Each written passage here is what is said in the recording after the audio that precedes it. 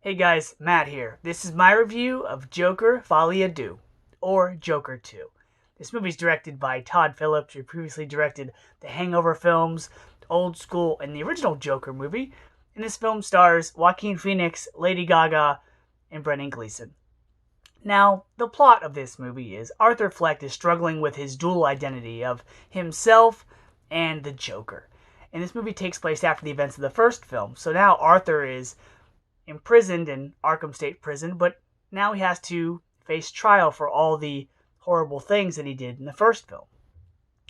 Now, going into this movie, when I heard they were announcing a sequel, I was like, okay, cool. A sequel to Joker. This could be really good. Todd Phillips was coming back on board, so I was excited. I wanted to see this. But then I heard the title of the movie, and I was like, huh. I heard they were adding Harley Quinn to the mix, and I was really intrigued. Then I found out that it was Lady Gaga, so it's like, okay, maybe she's trying to broaden her acting horizons. There's probably going to be a song in there, or maybe some sort of, vocal range. And then I heard it was going to have music in it. And I thought, okay, this could be interesting. They could have some sort of fantastical visions, hallucinations, kind of like Margot Robbie's Harley Quinn in Suicide Squad, with all the flowers and the colors. And I saw the movie. And what I wanted out of this film was either a rise of the character of the Joker, along with his partner in crime, Harley Quinn, and they were going to run havoc on Gotham City. Or a psychological look of these two characters in Arkham State Hospital. Joker being the patient, Harley Quinn being the doctor, falling in love with him, and then us getting their story but on a grounded level, a personal level. Not so much Joker and Harley Quinn, but Arthur Fleck and Harleen Quinzel.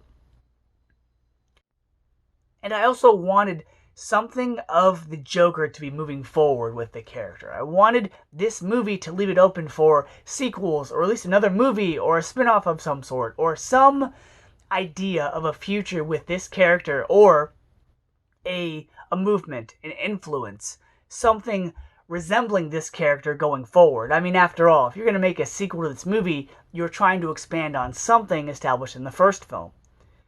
I wanted that. Or I wanted something personal. Now, did we get that? Or did we get a melodramatic courtroom drama with a little bit of a character of Harley Quinn, some nonsense musical numbers, and an introspective look at the person that is Arthur Fleck and not so much the Joker? Well, wait and see. Let me start with the acting in this movie. The two best qualities of this film is the cinematography, the way the film looked, the way it was shot, and the acting.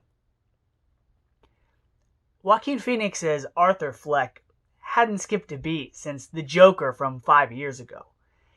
He plays this very small, beaten down, both literally and figuratively, and this misunderstood man so well.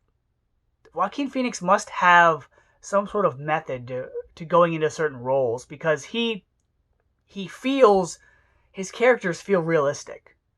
Like he tries to be them, like he tries to live their life so it shows up on screen, and he does just that. From his haunching, from the way he walks, from how he's quiet, how he keeps to himself, and then when the persona of the Joker comes out, that's where his confidence, that's where his almost ego comes out. So, Joaquin Phoenix did a very good job here in this movie. Lady Gaga as Harley Quinn, or Lee Quinzel, as she's called in this movie, she was fine. For what her role was, for what was asked of her in her part, she was fine. She was a woman that was attracted to the idea of the Joker. And the opposite is true as well. Arthur Fleck, takes a liking to her. As he should, because finally someone understands him. Finally someone sees him the way he wanted to be seen. And of course, just like Jennifer Hudson, you're only going to put Lady Gaga in a movie if there's singing. And there is singing in this movie. The singing parts I'll get to in a little bit, but Lady Gaga obviously outshined Joaquin Phoenix. Even though Joaquin Phoenix can sing, he has in movies before, but here the obvious winner is Lady Gaga. Now, the co-stars in this movie were also really good. You had Steve Coogan in a small role as a reporter. He was good. You had Zazie Beetz come back. Sorry, spoiler. In a courtroom scene. You had the small dwarf from the first movie also in the courtroom scene, who stole a show in his scene. And you also had Brendan Gleeson as one of the prison guards in this movie. And his character, I say outside of Arthur, was the most intriguing because he was likable. He was nice to Arthur at times, and he was hard and he was stern when he had to be, but his character was still likable. Now, the cinematography in this movie. The movie looked very good. It kind of kept with the same palettes as the first movie, as yellows and greens. The movie looked great. There were a lot of shots of, unfortunately, a lot of this movie takes place in either a courtroom or the prison. But there are scenes outside the prison. There are scenes in the rain. There are scenes of Arthur with his cigarette. They just look really cool. And I don't smoke. I'm not a smoker. But the scenes of smoking in this movie were portrayed really well. Also, the musical numbers looked good. I'll get to those in a moment. So those were the highlights of this movie. Now, on to the music. So, the musical numbers, the singing, the song and dance, was the part of this movie that's probably drawing most viewers to this film, aside from the character of the Joker. Well,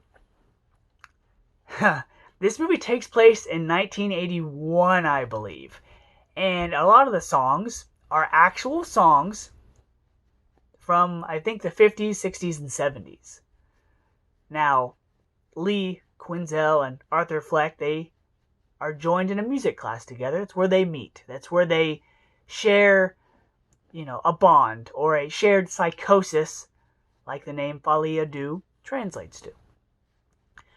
Now, I can compare this movie to a lot of things, but primarily the thing that stuck out to me the most was Zack Snyder's Sucker Punch from 2010, I think it was, where Arthur didn't fully explain or express his thoughts and his emotions. And so what they would do is, the movie would carry on like it normally would, but then a regular looking scene would come on and the character would start singing.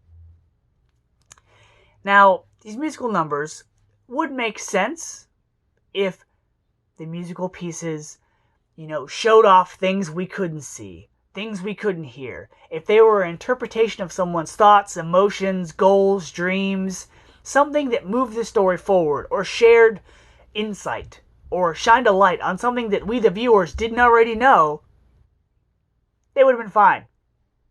But we didn't get that.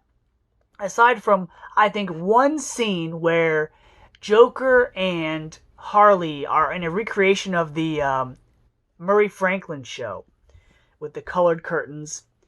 And that scene is important. I would say the scenes almost represented Arthur's mindset, where he kind of believes one thing, and then society or facts or something comes to light that changes his perspective. And that's where the singing comes in.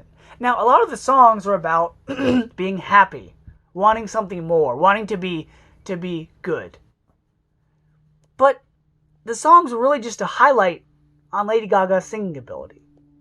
Now, they did a good job of having Arthur and Harley kind of have their voices crack because, in this movie, they're not trained singers, so they shouldn't sound like it. But, when it becomes bright and colorful and it's obviously a singing piece, that's when the real singing comes out. So the musical pieces didn't work for me. It was like the opposite of Sucker Punch, where in Sucker Punch, these characters are in this situation that you don't want to be in, and so to escape from that reality, they create this fictional world of action and explosions, and they imagine themselves a lot cooler and better, stronger than they are. Here, it was like when a musical piece would come on, you'd be like, okay, let's see where this is going. And then when it goes nowhere, and it drags, and it's just, instead of being a narration of a song while showing a montage, they just are there singing about how they feel. And it's like, you couldn't have just reflected that another way? Now, apparently, a lot of things in this movie were done because, one, Todd Phillips received a lot of money because the previous movie made about $1 billion. Joaquin Phoenix had some ideas in a dream he had, so that's why some of this is in there. But I just feel like the direction that Todd Phillips wanted to go was succeeded because he made a movie he wanted to make. However, I don't think this is going to win audiences over. The first movie, in a way, represents the Joker. You know, this being that's larger than life, that's colorful, that people want to see, want to root for. This movie, Joker 2, is like a representation of Arthur. It's something not as exciting, not as joyful, not as fun to look at. Well, I mean, it looks really good, but not as fun to watch and experience. My favorite part of this movie is the last few moments of the film.